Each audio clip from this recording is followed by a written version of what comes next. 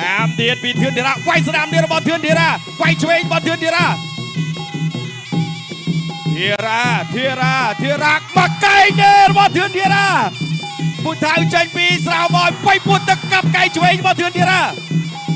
ទៅទៀតកែងរបស់លីប៉ូលីនបាទទៅហើយទាត់មួយជើងទៀតពីលីប៉ូលីនកាប់ជើងក្រោមទៀតធីរ៉ាអត់ទៅណាទេឈរឲ្យកាប់លោមើល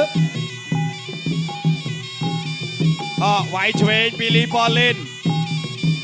វាយស្នាមរបស់ធីរ៉ាវាយឆ្វេងរបស់ធឿនធីរ៉ាទាត់លើពីលីប៉ូលីនផតកាប់ជើងក្រោមពីលីប៉ូលីនទាត់ជើងក្រោមពីលីប៉ូលីនវាយឆ្វេងផតវាយស្នាមរបស់ធីរ៉ា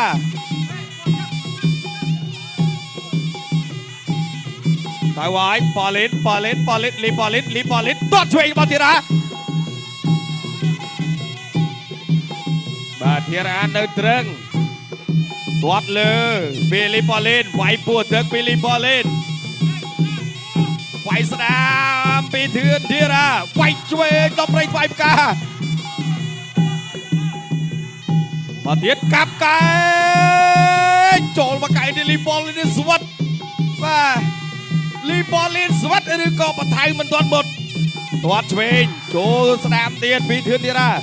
លោកកញ្ញាកដាលឡៅស៊ីណាតញែកបបែកបាទដើរមកទៀត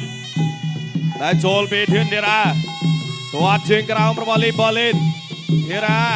ទាត់បាទស្នាមរបស់លីប៉ូលីនធាក់ចេញពីធឿនធីរ៉ាដើរចូលកាប់ជើងក្រោមទៀតពីធឿនធីរ៉ាទៅវាយពួតទឹកមួយទៀតរបស់ធឿនធីរ៉ាទាត់លើពីលីប៉ូលីនធាក់មួយទៀតរបស់លីប៉ូលីនកាប់មកកែងទៀតរបស់ធឿនធីរ៉ាពុទ្ធៅចេញទៀតអត់វាយឆ្វេងពីលីប៉ូលីនបាទអែលក្បាលសិនពួកមិនទៅចូលឲ្យចូលចាប់ទឹកទី2